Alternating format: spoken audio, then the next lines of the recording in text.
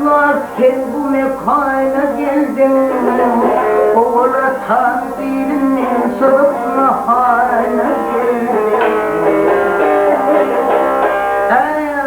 Ey asadın ele bardın bir katırgayna geldin. Yine bir surat bulursun şırgayna geldin.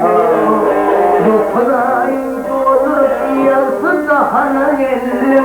Deniz elin seydini kundulup doğana geldin. Berekallah abi, berekallah. Yaratın kudretundan bir iş bilen daha verdi. Serleşme ve serbilen daha naran verdi.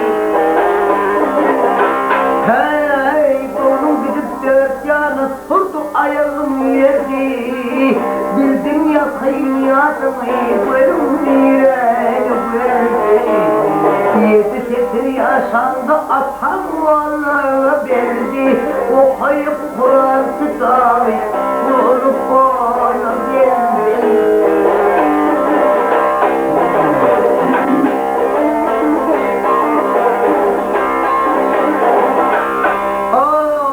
Ay, safarımda oğlanlıktan saylandan Kıyırlarına meyledim, dedim, kıyırlarım.